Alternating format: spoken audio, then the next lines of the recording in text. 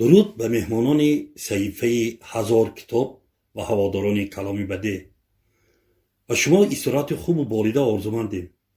боз суҳбатамон аз китобу эҳтироми китоб. орзуманди он ҳастем ки доимо бо китоб ҳамнишину бо китоб ҳамсуҳбат бошед.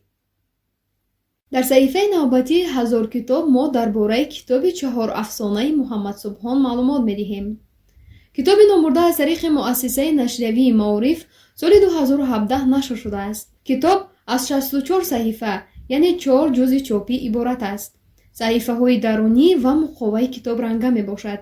китоб бо сифати аъло дар матбаъи ҷамъияти дорои масъулияташ маҳдуди Эрграф бо теъдоди 2000 нусха нашр шудааст. китобро аз мағозаҳои китоб метавонед дастрас намоед. ин буд маълумоти мухтасар дар бораи китоби 4 афсонаи Муҳаммад Субҳон. буд набуд як хиси мала буд.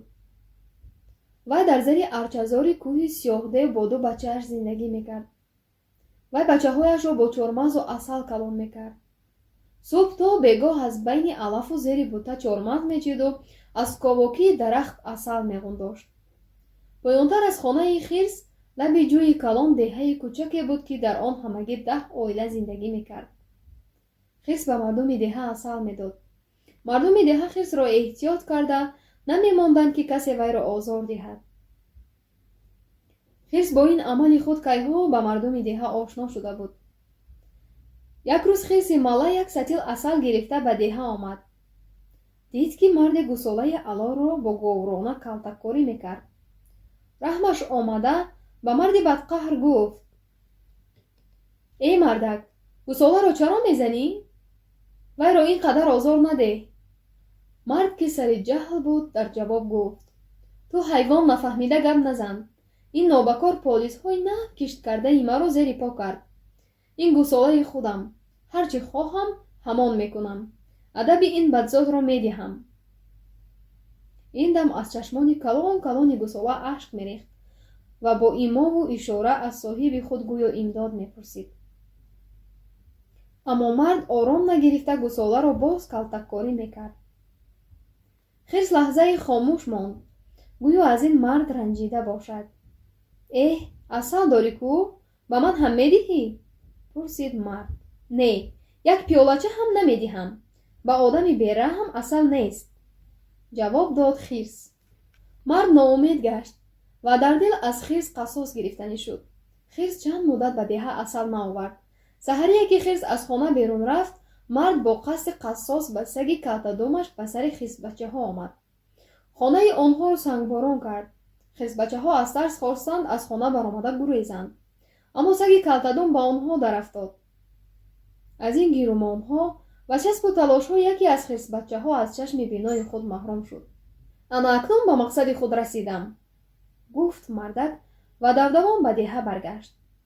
хирс сатили пур аз асалро дар китфонаш бардошта аз чормағзҳои сари роҳ як сабад чида ба хона меомад. тӯдаи сангпора ва қатраҳои чакидаи хунро дида ба ҳайрат афтод. вай дарҳол фукашро поён карда заминро бӯй кашид. бӯи одамизод расид. аз ин бӯй ба дили хирс ваҳм афтод. аз бачаҳояш хавотир шуд. пояшро тап тап ба замин монда худро даруни хона зад. баробари дидани хирсбачаҳо ҳангу мангаш канд. ваҳ, рӯзам сиёҳ, гуфт хирс ба афту андоми хирсбачаҳо нигоҳ карда ва ҳамонон сатили асалу сабади чормағзро ба замин ҳаво дода бачаҳояшро ба оғӯш кашид. хирсбачаҳо беҳушу бемадор. аз фарқи сари яке хун то ҳол мешорид, дигаре аз зӯрии дарди чашм менолид. аҳволи хирсбачаҳоро медиду фиғони хирсоча ба осмони ҳафтум дакка мезад. дилаш месӯхт, ғазабаш зиёд мешуд. вай худашро ба зур ба даст гирифт. аввал ба захми хирсбачаҳо малҳам баст. як ҳафта табибӣ кард. онҳоро нигоҳубин намуда аз нав ба пой хезонд. баъд ба қасди қассос афтод. ба ин хаёл чанд шабу чанд рӯз роҳи душманро поид. як субҳ ногоҳ чашмаш ба як марде афтод ки вай дар деҳа гусолаашро калтаккорӣ карда буд. ба саги калтадумаш сӯи хонаи хирс меомад. хирс аз паси харсанги азими гапҳои ӯро шунид, ки вай ба сагаш мегуфт: пас аз ин қадар лату кӯби мо хирсбачаҳо зинда ё мурда? хирс баробари шунидани ин суханҳои мард чунон наъра кашид, ки пои сагу соҳибаш ба замин нарасида ба қафо гурехтанд. маълум гашт, ки ҳамон мард ба саги калтадумаш ба сари хирсбачаҳо омада онҳоро лату кӯб кардааст. ёфтам душманамро. акнун ҷазои вайро чунон диҳам, ки чашмаш мисли мош кушода шавад, гуфт бо қаҳру ҷаҳл хирсоча. вай ба хона омада ба хирсбачаҳо гуфт, ки душмани шуморо дидам. ман аз онҳо қассос мегирам.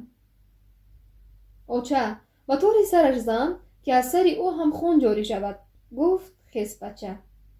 фарзандони азиз, ҳамин ки торикӣ фаро расид ба диҳа меравам. ба ҳарду поям полизи нав кишт кардаи ҳамон мардаки нобакорро хуб поймол мекунам. ба ҳамин меҳнаташро барбод медиҳам. бовари бахш, гуфт хирсоча. шаб ҳам омад. торикӣ ҳама ҷоро фаро гирифт. вақте ки мардум ба хоб рафтанд, хирс ба деҳа фаромад. сари полис расид. хирсоча бо тамоми қувваташ ба ҳарду поҳои пешу пушт полисҳоро валангор карда нишуд.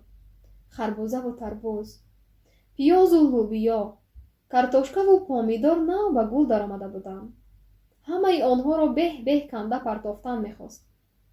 дар шаби торик гулҳо ба назараш чунон рангинтар намуданд. гул кардани ниҳолҳои сарсабзро дида, хирсоча аз роҳи бад гашт. ба дили ӯ раҳм омад. оҳиста аз нияташ гашта ба қафо сӯи хона омад. танҳо қасам хӯрд, ки дубора ба ин деҳа асал намебарад. бо як амали ноҷои он мард, мардуми деҳа аз асал бенасиб монданд. новобаста аз тазодҳои зиндагӣ бо шумо танҳо китоб ҳамнишину ҳамсӯҳбат аст. зеро ягона дӯсте ки шуморо фиреб намедиҳад ва беозор аст, ин китоб мебошад. китоб хонед ва бо мо бошед. пахш намудани тугмачи қайдро фаромӯш накунед. хайр дӯстони азиз, то нашри навбатии саҳифаи 1000 китоб.